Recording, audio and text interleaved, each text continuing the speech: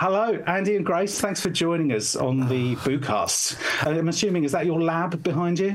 Lab? Oh, it's my house, well, my apartment. Yeah, this is Grace's apartment. I live in a studio, I suppose.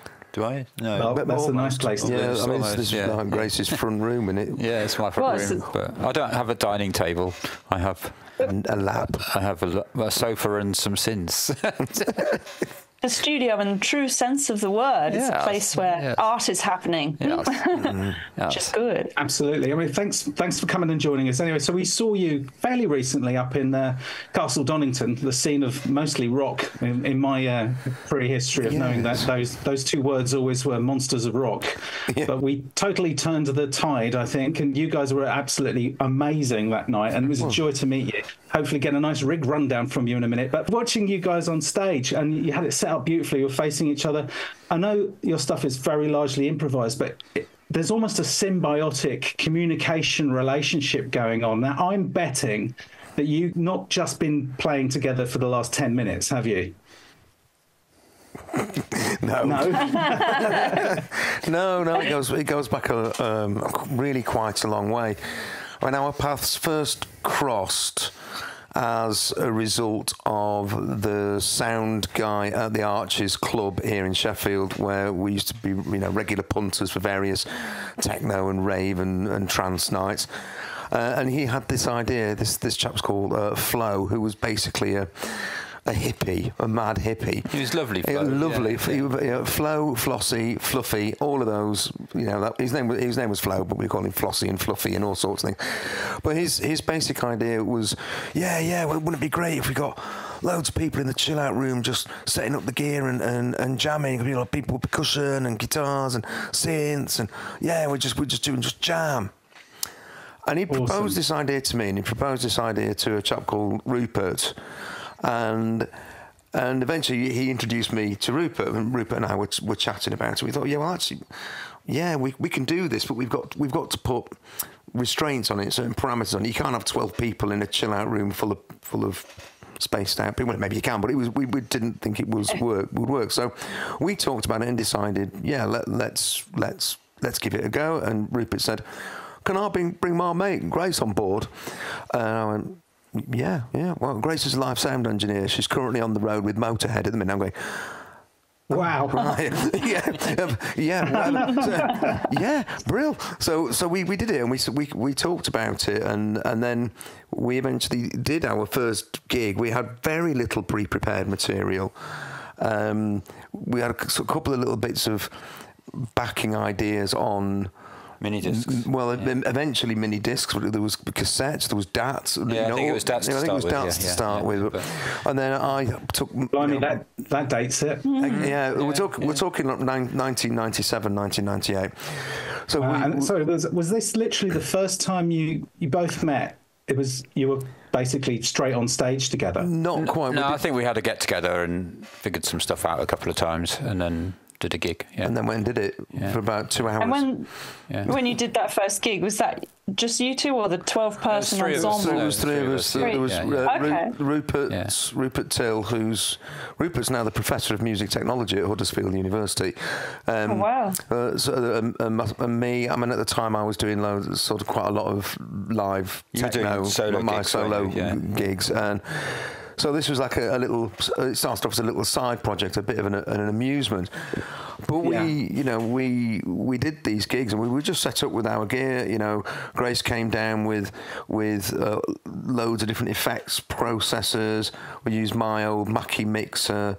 I had a Roland W30 Pro 1 SH101 for making sounds. Oh, me old Fostex X15 for playing bits of tapes from like Hitchhiker's Guide to the Galaxy and things like that. So we just used anything that would make a noise. Rupert had a deck, he had a 1210 and a cut mixer, and he had a Pro 1 as well. Yes, he did. And he had, what was his synth? D50. Later and a JD800. And he had a mini megaphone, those toy megaphones with the ring modulator. And he used that quite a lot. That sounds like the other thing I took beautiful... down to most of those shows was a shortwave radio. And lovely. I'd say so very much like Holger Chukai style, sort of very much cut up sounds, found sounds, throwing stuff together, seeing what happens. I've got to spool back a little bit. Grace. Motorhead. This is fantastic. So you've got a real grounding in, like, you're a professional sound engineer, and you've obviously worked with some great acts. I just want to ask, why aren't you playing rock guitar then? I'm not a guitar player. A bit more than that. We all need to differentiate, don't we, between work and fun and home and not hobbies. It's more than a hobby, but it draws on my knowledge, but it also isn't what I do for bread and butter. Yes. So you're finding you're getting away from the office job. My headspace is different when we're doing this kind of thing than when I'm at work. So I think that's the important distinction. And I'm a specialist. I'm a monitor engineer, so it's a very technical job, and you have to sort of be in their music when you're working with a band, because you're not quite a fifth member of the band, but it's in that sort of domain. And so it's creative, but only in terms of kind of dealing with stuff. And it's not pure creativity, and it's not unleashed. And so being creative with my own thing is a different experience. And I wouldn't want it to be the same medium, it just wouldn't be the same, would it? So I've been using Ableton since, like, I don't know, 1999 or something ridiculous, really long time, and 2000, something like that. And I've always had it on my laptop. And most of the touring I've done in all those years, I've had a MIDI keyboard in my suitcase. So I did a lot of stuff on just Ableton for a really long time, and just because it was portable. But recent times it's just like, I've sort of done that. So it's a bit hardware. It's much more inspiring in that sense. Did you ever find yourself having to hide your electronic proclivities from the rock bands you were doing the sound for? Because I've played keyboards in rock bands before, and I've often got into trouble with drummers mainly, and guitarists and bass players and singers. Let's be frank. Basically. None of them ever seemed to take me seriously, which is obviously, it was probably the way I was. It's to do with electronic music, honestly, Chris. I just, as I was saying it, I realised, it was nothing to do with it was the clown shoes you were wearing. My feet are actually that big. I mean, sometimes you wouldn't sort of talk about it too much. Other times you would, depending on who you're talking to, really, isn't it? And I certainly, knowing MIDI and knowing keyboards and synths, just an extra thing in my toolkit when I'm working, because if there's some kind of issue, I'm sometimes able to help. There's quite often someone there who knows far more about it than I do, so then it's their job to fix issues like that. So it can help, of course. And what I do is that you need to understand musicians a bit to be able to do monitors for them. So it does, it's useful knowing what it's like to actually be performing. So I played drums in rock bands before I did all this for a living, so that kind of put me there. So So was playing live with, like, Andy and Grace, was that what made you sort of transition out of Ableton and into hardware, or did it come later? I was already ditching all that to an extent. I mean, we use Ableton a little bit. Mostly it's just as a recording machine, really. But every now and again we'll punch up an instrument, but not much. And you've always had hardware bits, little synth boxes lying around, and hardware effects. But the Chaos pad, of course, it's just got a bit more extreme in recent years. Yes, hasn't it just? But I mean, we were doing hardware jamming in that band we were in the 90s. That was hardware jamming, because it was. So what was your band called again? It was called Chillage People. Chillage People. Yeah. Not my name. Awesome. I mean, Grace is for the name. Grace is looking at me. I think when we first gigged, we actually, the name we had, I think, was Toy Town, and it was like, because I'm Andy and Rupert, so it was like Andy Pandy and Rupert Bear go to Toy Town, and then Rupert said, he wanted to call us Chillage because he'd been to an event called the Chillage Village. And I said, well, we better be called Chillage People then, hadn't we? It just came out and it sort of stuck. I think for the entire existence of Chillage People, Grace and Rupert wanted to change it, but I thought it was brilliant. I love it. I love the punch.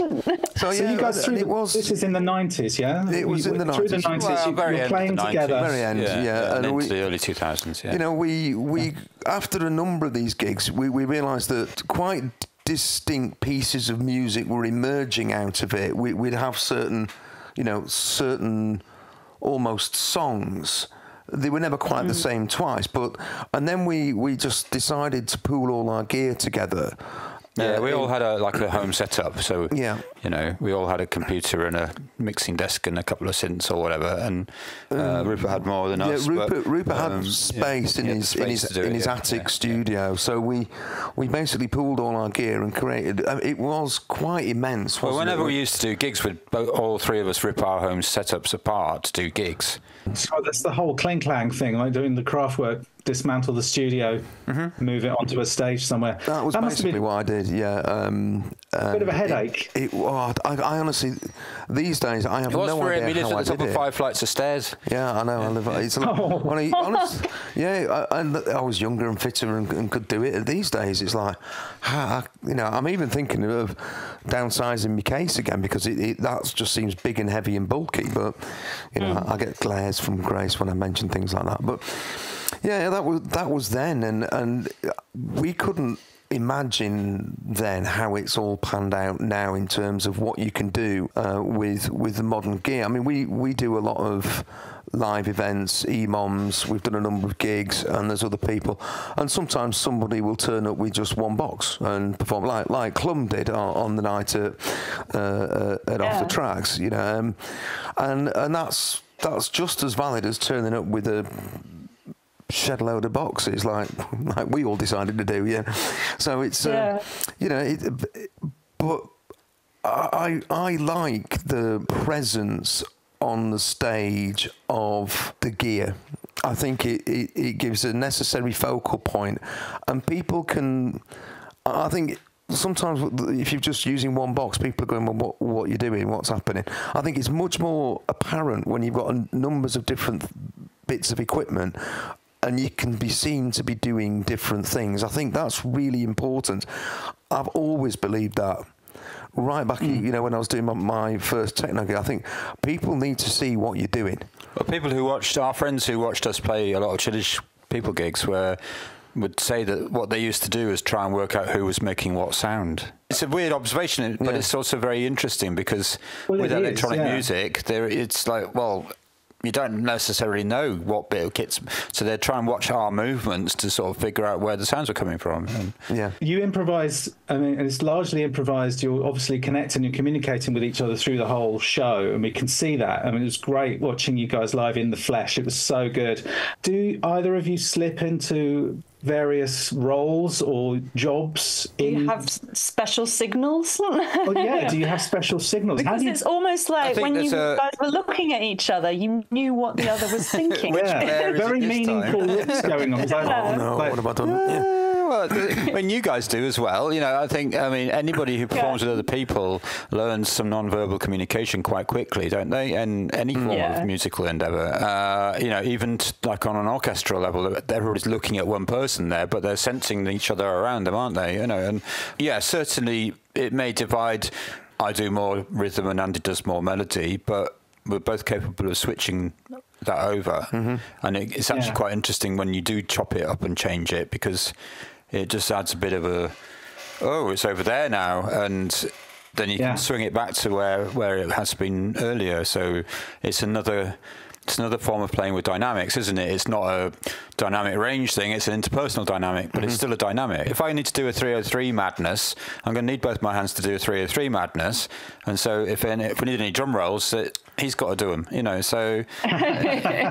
that's definitely like that triumvirate of the almost psychic connection and instinctive communication between you, the instruments themselves on stage, and that bit of spontaneity you get, because it's not on rails by any means. There's so much room for... but it feels very spontaneous and exciting to watch, and then on top of that, the music's great as well. Thank you, because I was very definitely off the rails at the start of the off the tracks. I mean, really? You went off track, yes. When at the start, I stood and I looked at it, and I had one of those moments of complete blank, where I'm just looking at it, going, I don't know what any of this does. I don't know what it was a real.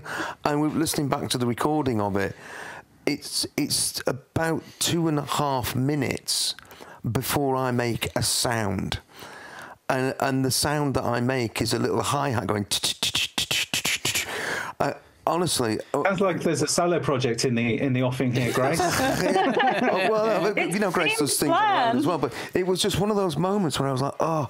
And eventually, I've listened to it through a number of times now, and there are some glaring errors, but it's live, so there's allowed to be glaring errors. But eventually, you get locked in, and I got locked in, but it was just that moment. Yeah, that really threw you, didn't it? And I had that little pixie sitting on my shoulder going, you're going to do it again, it's going to happen again. And it was the first time that's ever happened to me. That really... Well done recovering from I'd never seen that look on Andy's face before. It's a very unusual moment. I was actually talking to our friend Peter about this precise thing. As you've both performed for such a long time together that you can cope with that kind of level of I don't know what's happening.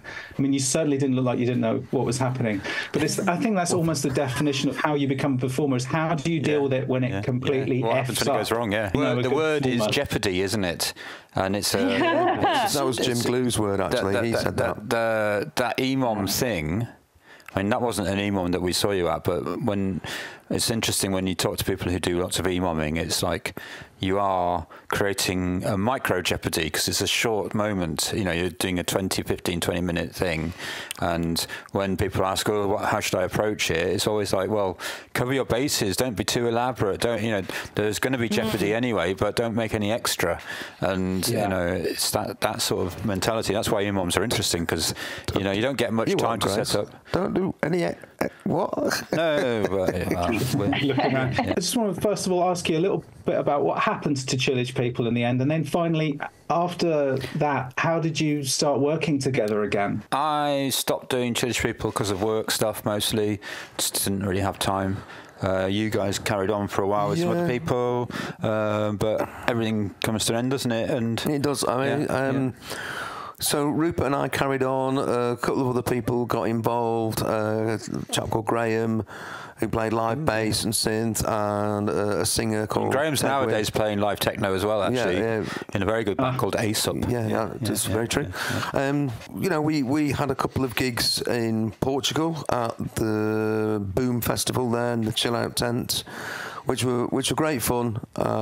In 2004, I had a massive asthma attack that nearly killed me. And I recovered, went and did the Boom Festival, came back, was due to start work again, and just went, hit the wall. Oh my God. Absolute, and I had my first, we'll call it midlife crisis. I was, 32, something like that at that point. 2004, and I'll be 35. So I was in my mid-30s, and I was quite ill for a long time, and my rational judgment went, and I thought, right, I need to do something, I need to change, I need a big change, I'm going to go and live in Spain. And I made various arrangements, they all fell through, in which time I'd resigned from my job, and I'd left Chillage People. We'd had the final parting gig, and that was the end of it. And at this point, I heard that Andy had left the country, but I hadn't seen him. Yeah, that was the plan. I really was planning to go to Spain, but it all went wrong, and I stayed here. I stopped doing anything with music. I just absolutely stopped. My gear was pretty much dismantled, stashed in a corner of the room. I lost interest in it completely, and it was only really around 2015, 2014, something like that, and I started watching music-related things on YouTube and started getting really interested in these little things that were coming out at the time, like the Volkers and the Electribes, and I'm thinking, whoa, I used to lug all this stuff. I said, well, you know, and then of course I got my gear out and set it all up again, and my old analogues were in a parlous state. The W30, you know, the keyboard was all glued together, and it was just horrible. It was just, they were in a mess. They were in a mess. So I thought, well, I'm going to have to get these repaired somehow. In the meantime, I bought myself some Volcas. I bought the Electride, the sampler and the synth combo. Really, really loved those. Did stuff with them. Did a couple of gigs. And then a few years ago... 2018, 2019? Oh, no, that was about 3 years ago, yeah. Yeah. Let's well, I heard from... I knew you were. I knew you weren't in Spain, but for about 8 or 9 years, I thought Andy was in Spain, but he was actually just 2 miles away. Wow. Can we do the story of actually when you did come round when I was trying to get my gear going again? So you know, Grace told me, I'll come round and help you do this. This is more than 3 years ago. Troubleshooting. Yeah, this is pre-pandemic. Yeah, this is around the 2015 sort of point. Oh yeah. So. I'll just check me Mackie. We'll have a look. We'll do some line checking, and I can probably clean it up for you if necessary. In this, okay, so lovely. So we come around. I've got my nice pair of Roland DS5 active monitors. They're really nice speakers they were, and I've got my Mackie set up. The one I used to gig with, the one Chillage people used, the one that I've been standing in the corner, gathering dust and spider poo and all sorts of the rest of it, and we set it up. Suddenly, there's smoke coming out of the back of the right speaker. I mean, literally, and then flames. I'm going to switch it all off, switch it all off. And there'd been an electrical spike. Poof, you could hear it. Basically, Grace blew my monitor up. Yeah. She blew my monitor up and wrote off my desk. Well, if your desk's doing that to your monitors are now buggered, but so is your desk. so that was great. What did Grace do? She came round and wrote off my Mackie 1604, a pair of Roland. Saved you from a certain electrical death, I would imagine. Very probably. Yeah. I should be very grateful. The other way of looking at it. And you've got a better desk and better speakers since, no doubt. There you go, no, Grace. I don't agree at all. Saved your life and made it better. No, the next mixer. I've never been allowed to forget that. No, I know. It's 10 years ago, and I'm still having. The speakers I've got now are okay. They do the job. They're fine. I bought a bearing. You just come over here when you want to hear proper speakers. Yeah. I think the moral is don't let Grace only plug your get speakers. stuff alone for the best part of the don't decade. leave it propped up against the wall and or as we like to say, do more jams. Do more jams. Yeah, so you guys got back together, kind of started making music in 2015. Where did Hardware Jams enter into this? All right, okay, so that was 2015, and we sort of kept in touch. We didn't really do any music or anything. We just sort of say hello from time to time, you know. And then I think it was about sometime in 2021, another dear mutual friend of ours, a guy called Michael, rang me up and he said, "I've just seen Andy Vonal on the telly." And I'm like, "What?" "Yeah, he's on YouTube." And I'm like, "What? What's he doing on YouTube?" He's talking about synths. And he seems quite knowledgeable. Well, he is very knowledgeable. You know, he's always known as synths, Andy, right? And I'm like, wow, I didn't know that was a kind of thing, you know. And it was the Ramsey show. I don't know if you've ever watched Ramsey's show, but Andy used to be one of the 3 regulars on Ramsey. Yeah, I'm going to say it was a lockdown thing, really. I'd found Ramsey's show, and there were Lisa Bainin was on it, Inky. Darren, Tea House, 1 or 2 other people sort of flitting in and out. Well, at the end of one, Ramsey said, "Well, we're going to have a spare slot next week if anybody's interested in coming on." And I just thought, well, I know about this stuff. Why the heck don't I? So I've got in touch with Ramsey, and he said, "All right, we'll sort it out." So that was it. That was me there from that point on Ramsey's show every Saturday afternoon. Yeah, for ages, for quite a long time. And I still jump in every now and again. Yeah, so Mike had spotted that because he'd been getting interested in modular. And they talk about modular on that. Yeah, Ramsey's big into his modular stuff. And Mike had been sort of discovering modular a bit. And he'd been farming YouTube for content, basically, and devouring what he could find, as he do. I wasn't really down the rabbit hole, particularly at that point, but he was like... I watched a Ramsey thing and then jumped into the chat, the second show that I watched, and... inevitably started talking to Inky quite quickly. Bless her. And that was the beginning of it all, right? And then I found out about Hardware Jams from Inky and started watching that a bit. And then we started chatting on the phone, and she and a guy called Inverted Popes, who I don't know if you know, Chob, who's another wonderful musician, were both ripping Andy about, you're always talking about music, but you never make it. They were teasing him. Pretty full on. And I can't deny that. And I rang up Pinky one day and I said, leave it to me.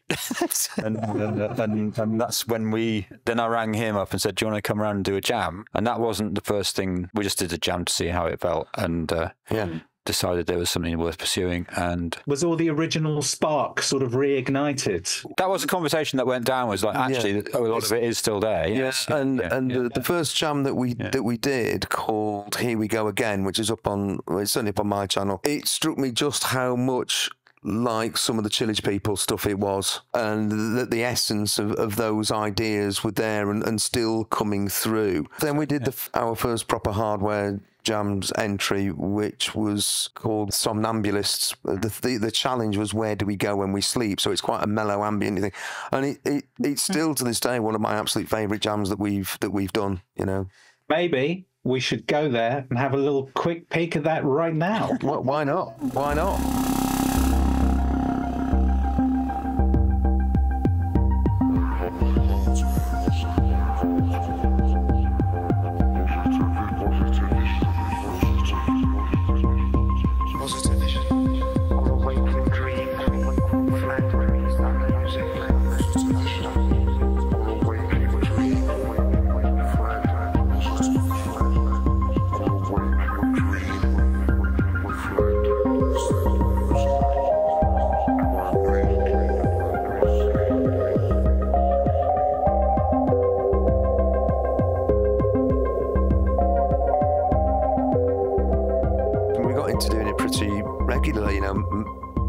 Most weekends when Grace was available, we would do our contribution to Hardware Jams, and we got really very much involved, and to the point where, Grace, you're now one of the admins for Hardware Jams, and does a lot of the behind the scenes organising of it, because there is a lot goes on. It's a very simple concept, but you need people to pull it all together. So don't let me plug the speakers in, though. It's good. I mean, we've also done Hardware Jams meetups where different people turn up. That's fun. Usually at a Pirate Rehearsal Studios facility. We've done that in Leeds. We've done it in Sheffield.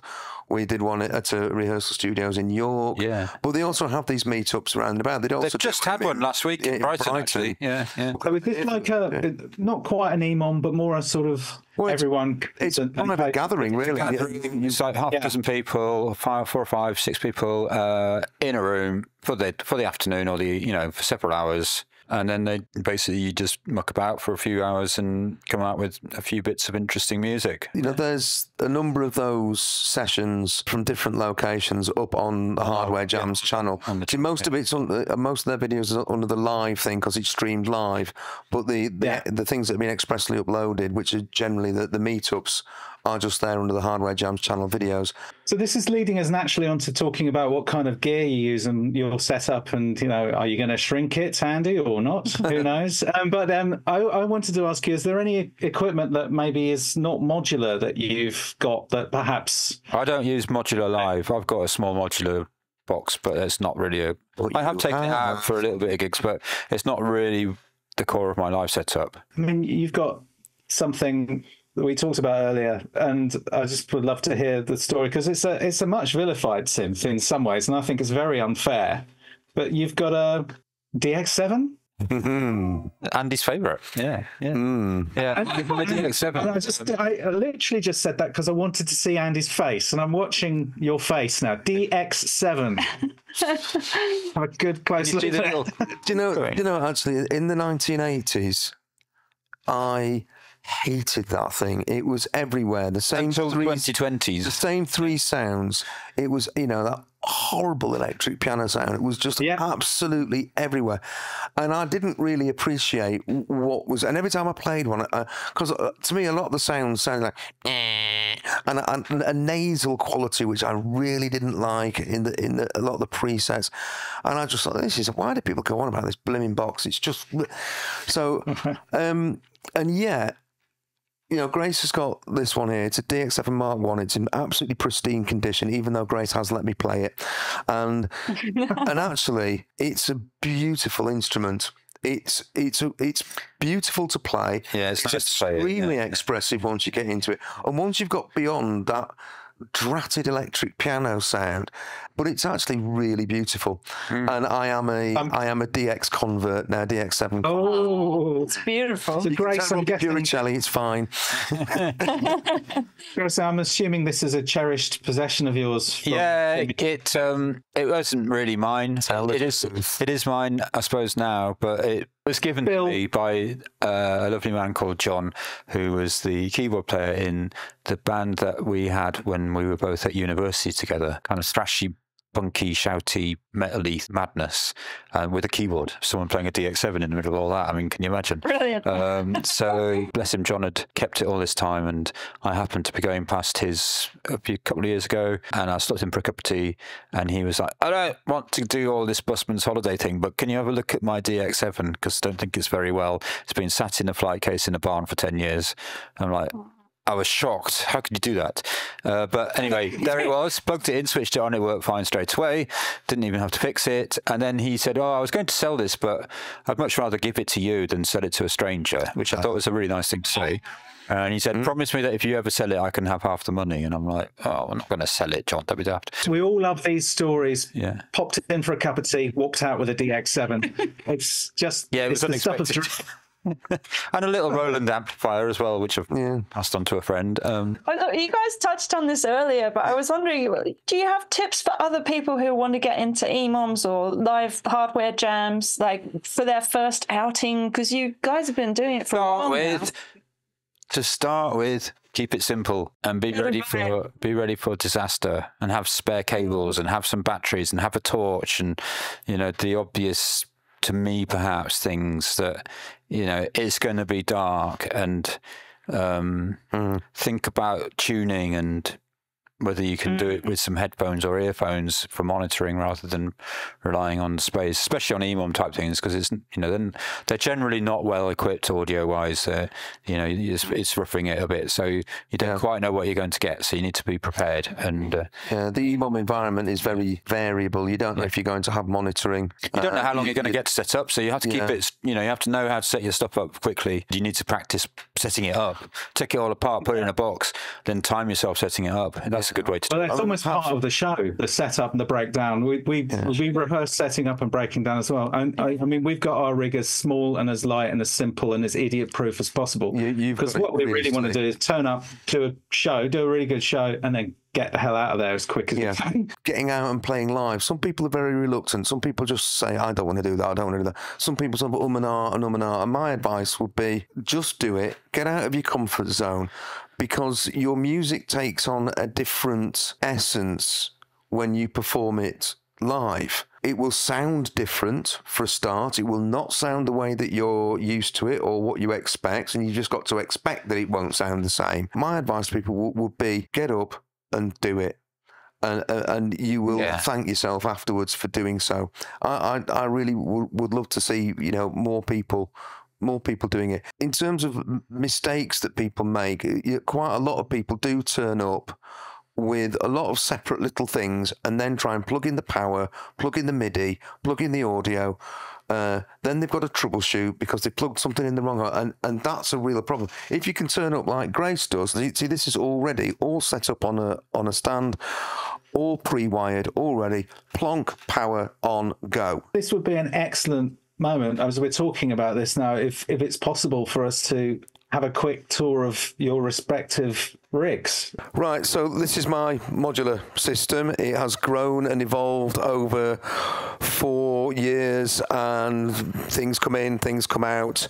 So this is its current setup, and as you can see, it's a modular mess, and it really does need a rethink as to how it's set out, because I've got, on this side of the case here, my main brain is the Hermod Plus, which has got CV output outputs, it's got MIDI outputs, it's got trigger outputs, and they're all going there to sound modules, which are sort of over here. So they've got all these cables going right across.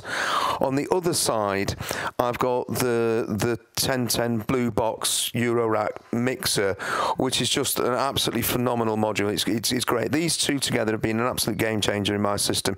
But again, it's all the audio coming in is on the left-hand side, so you get all these cables coming out of your modules and being mixed over here. So they've got these trains of cables, but that's an issue. So all these modules in the middle, which I've got, some of which are generating sound, it's quite hard to get at them because I've buried them with the cables.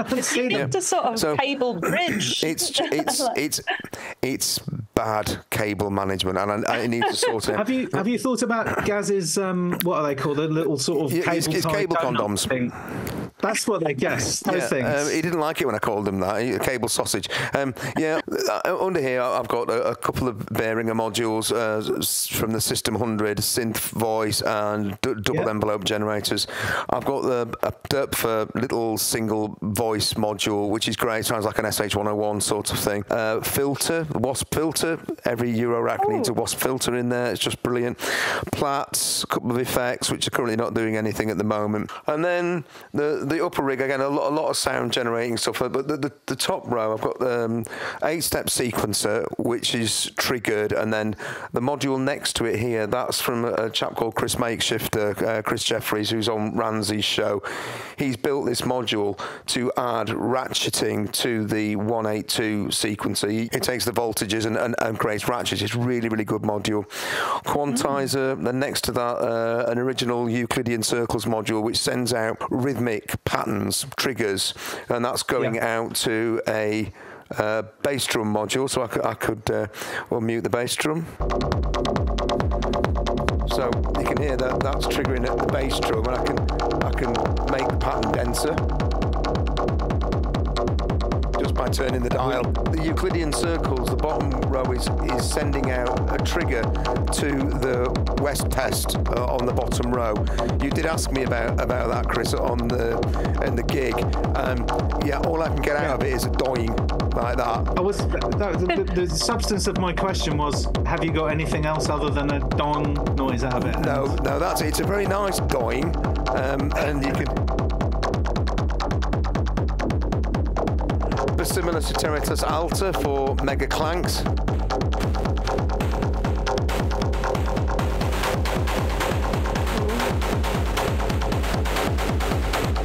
Turn that off.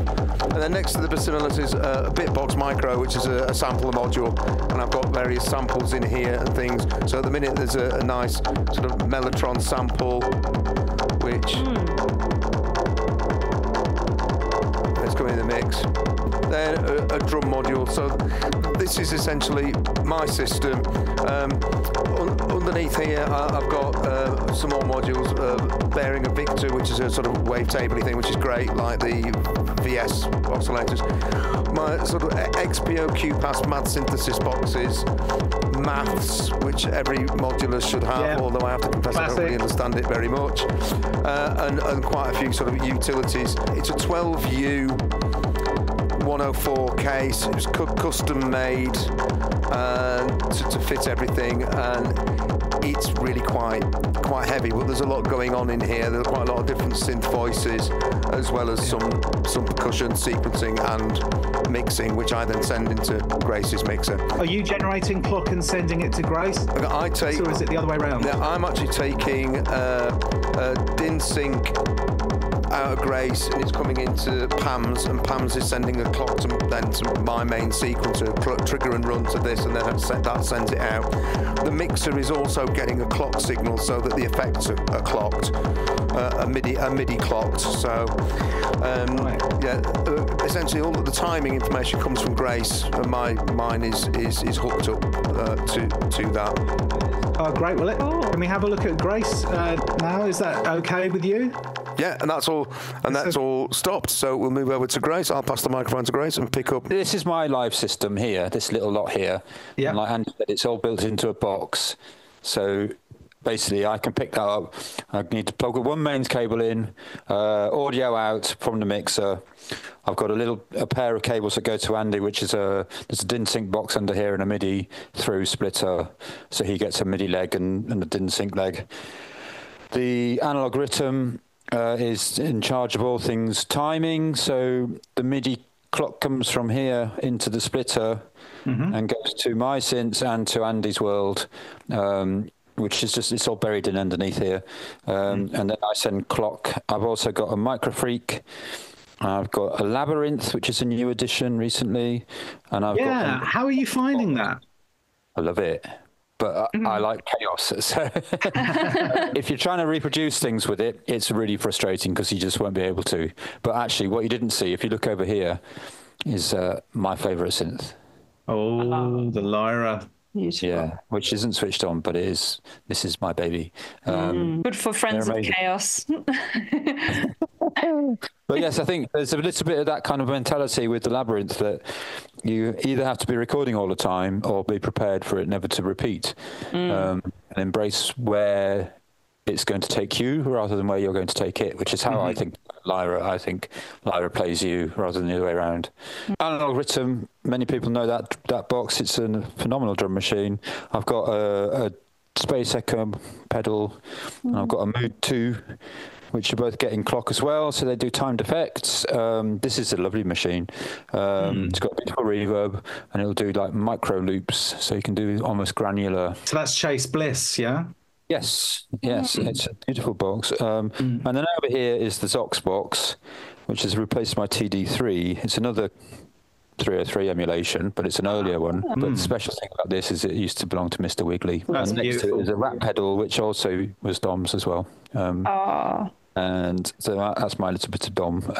What's going into your Rat there? The Zox box goes straight into the Rat, and then the Rat goes from there into the mixer. This is my mixer, which is rather special. It's a CQ18 by Allen and Heath. I've been asked to assess it because I'm friends with Allen and Heath, and I'm rather enjoying it. They're looking at it as a small format mixer, stroke performance mixer and stuff. So, That a touch interface? Yep. So you just select a channel. Wow. These knobs come to life to do different jobs. And then you've got a few different pages here. How many channels have you got there? It's 18 inputs. And how's the latency on it? Is it quite great? No, it's reasonably one. It's really fast. Yeah, it's fantastic. really good. Their stuff always is. But what's cool about it for us is it's got two separate headphone outputs. So down here is two different headphone jacks with their own volume controls, and you can map what feeds the headphones within the routing page. That's awesome. I've got a pre-fade stereo augs that's actually Andy's monitor mix. There's a phone app, which can be really simple, and you can just put what you want on the phone app. And so if he really wants to, he can pull his phone out and just change his monitor mix. Maybe 13 inches long and 8 inches that way. It's smaller than the analog rhythm. So you're in charge of clock. You're basically, it's your band in my book, that says. My band, his talents, is that what you're saying? What's next for you guys? You got some gigs coming up? We've got a couple of gigs coming up. Yes, we've got Bristronica After Party a week on Saturday. We're very much looking forward to that. That's going to be a really great event. We're getting ourselves sort of ready now for that. And then we've got perhaps a couple of EMOMs coming up. We've definitely got Stoke on the 28th of December, which again, we're playing a slightly extended slot there. They've been gracious enough because we're coming quite a distance to say we'll play a bit longer. So we're very much looking forward to that. Grace? That'd be brilliant. I'm doing a solo Grace Griffin EMOM performance on the 5th of November in Todmorden at wonderful Dave Walker's EMOM. I'd love to do it as well, but unfortunately my term dates don't make it very possible because it's quite a long slog to Todmorden. Oh yeah. Yes, that'll be my second ever solo performance.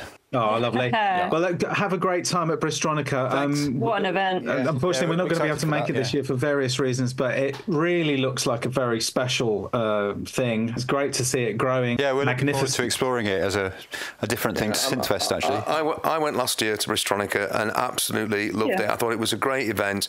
it's the essence. You know, you've got people showing off loads of gear and people using that gear. That's that's how it should be. So yeah, thank you to Ben and Hamish at Elevator Sounds for that invite. We're really very, very delighted to be able to do it.